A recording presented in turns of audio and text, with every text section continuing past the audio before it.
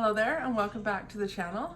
Today I just wanted to talk to you about some seeds that I'm pretty excited about for this spring. It's not quite time here in our area to start seeds of any kind yet, but it's coming up on that, and so I just wanted to share a few things with you that I am excited, as I said, that I get to grow this year.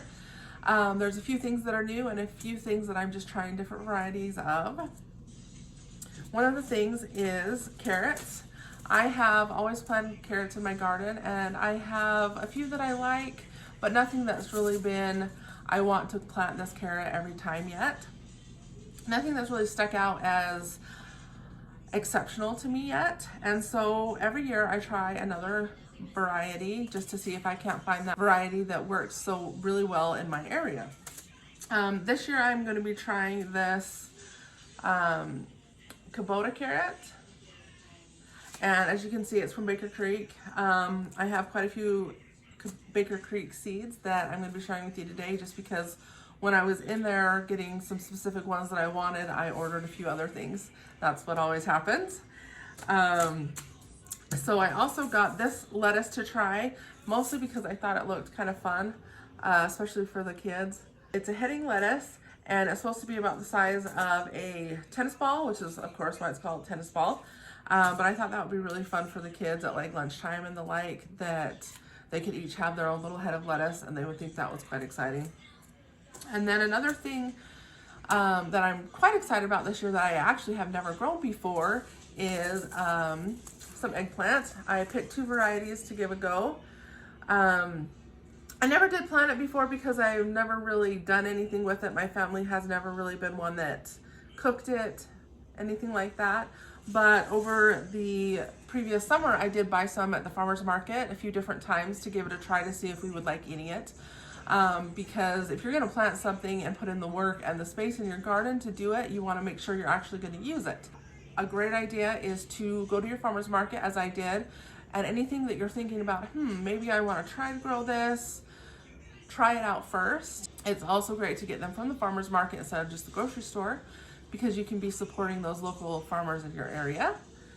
Another thing that I haven't grown before, but I have been wanting to grow, mostly for pollinators, but also just because I think they're beautiful, are runner beans. And these ones look quite pretty. I was actually looking for a different variety, but I could not find them. So I decided to give these ones a go because I did want to plant them this year. And I do think they're beautiful, and my daughter really likes to save seeds, and the pretty pink color of these ones I think she'll really like. And the flowers are lovely, and she of course loves flowers. And speaking of flowers, we are also going to be planting 3 varieties of zinnias this year. And again, these ones are from Baker Creek, and I just thought they were pretty, and so that's why I picked them, no other reason. I just knew I wanted some different zinnias, and so I got some that I thought were nice. And then also at the end of the year, I picked up quite a few packets of some seeds. This is just one of the kinds, but I actually grow blue lake bush beans myself, and I've saved quite a few seeds this past year of the blue lake. I have bush and pole bean that I have saved the seeds from. But I saw these packets on sale at the end of the season, and a few other different varieties of things like some cucumbers and stuff like that. And they were on sale for, I think they were 75% off at the end of the year going into the fall. And so you can actually get a lot of seeds for a really good deal at that point in the year. And then these seed packets, they do have a sell-by date on them. Even though that sell-by date may be past, the seeds themselves will still be good, but they just don't want people selling them in the store after these dates. And so it's a really good place to get seeds, especially if you're going to just use them for next year. That thinking ahead can save you a lot of money. Now, as I said before, if you haven't watched it, go ahead and click above, and I'll link the video to my saving seeds video. And I also have my regular seeds that I'm going to continue to plant this year. I've got different varieties of tomatoes. We're actually going to start some together. I actually have quite a few really good nurseries in my area that start tomatoes, of the varieties that I like to grow, but there are a few that they don't. So those are the varieties that I'm going to start for myself this year. And we're going to go ahead and do that together. There's just a few different varieties that I want to give a try and see if they do well in my area. From my own seeds that I saved myself, I'm definitely going to be planting my Jacob's cattle beans. I've got some Cherokee Trail of Tears beans that I plant and save seeds from that I'm going to, of course, replant again this year. And I also have a few different varieties of squash and pumpkins and the like that I save seeds from that I'm going to be planting again from my own plants that I saved from. The bush zucchini that I really like, actually, I have saved seeds from for a couple of years here in a row. And so it actually, if you can save your own seeds, it will actually help your plants do better the year after year after year, because they will become more acclimated to your particular zone. And by that zone, I don't mean just your in general gardening zone, but also your zone as in your garden.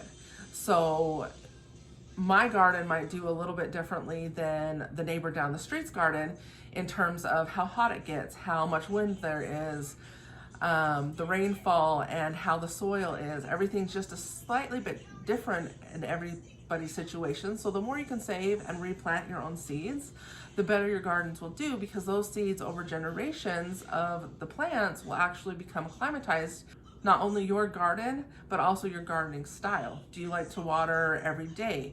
Do you use drip irrigation? Do you use overhead sprinklers? Do you use more of a flood irrigation type system where you just kind of let the water sit and then it drains away?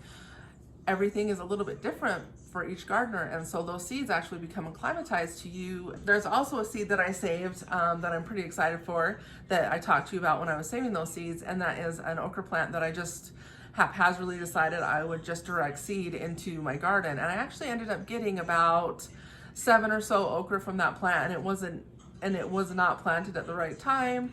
It was actually planted late. If I was gonna even try to direct sow, I should have done it a little bit before. It was just on a whim that I decided to even plant it when I was planting actually some other things that were a little bit shorter season, and it still produced for me. And so I saved the seeds from that one, and we're gonna try planting a few bushes of that this year as well, in the appropriate time, so we can get a little bit better of a harvest. But I was just planting it because I didn't even know if they would even grow for us. Okra's grown more in the southern states, and I actually live in the Rocky Mountains, and so it's definitely a different sort of climate up here. But the plant actually did really well, especially considering its late start. And so this year I'm going to give it a try. When I first plant my garden, I'm going to plant some okra seeds too and see how they do for us this year. Besides those seeds that I'm just excited for to try out or try a new variety of, there are a few things that you want to think of when you are planning your garden out. The first is, it's not only important to know what your gardening zone is, but also your garden, the length of your gardening season. So it doesn't matter if you're 7A and somebody that you watch on YouTube is 7A. If their growing season is 300 days, but your gardening season is only 180 days, there's going to be a big difference between what they can grow and what you can grow. Your growing season is actually from your last frost date until your first frost date in the fall, and ours is actually quite short. Our last frost date, so the beginning of our growing season, is about May 18th, and our end of season or first frost date, so the end of our summer, is actually about September 22nd. So our growing season is only about 126 days. And so we have a very short growing season where I live. So on the back of the seed packet, it should have your days to maturity. So this number here is how many days it's going to take you from planting your seed for it to sprout, for it to grow, and then for it to produce whatever fruits that you're planting it for. And so for this, the black runner beans, they are 65 to 80 days. So I can plant these directly and they will actually sprout in my area.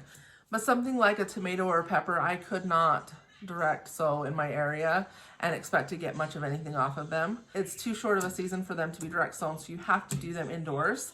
For fruit trees and things like that, it's important to know your gardening zone, like 7A, 6A, 8, etc. But when you're planting just your regular vegetable garden, carrots, peppers, tomatoes, onions, all of the like of that, it's actually more important to know how many days you have in your growing season, so you'll know if you have to start them indoors or if you can just direct sow. You can find all those things just by Googling your zip code and first and last frost date.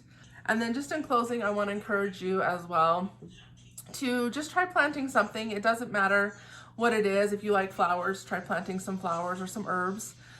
And then if you like tomatoes, plant a tomato plant. And then if you have kids, I would very, very much encourage you to let them help. because not only do kids always love to get dirty, but they really like to watch things grow and to see that they made something happen in the world. And they also will be more inclined to eat the final product if they are excited about it. So that's going to be everything for today. And as I said, I haven't shown you all the seeds that I'm going to be growing this year, just a few of the ones that I'm particularly excited about. And then, as I said, we will be starting those tomatoes together. Here we don't start till April, but it is that time of year, a lot of places that you are needing to be starting your plants. So I just wanted to give you a reminder to go ahead and look into that and see when you need to start planting your own seeds, indoors or out, and give you a little encouragement to try something new and keep it exciting, and then you'll keep coming back every year. If you haven't subscribed already, please go ahead and do that. We would love to have you, and we'll see you next time.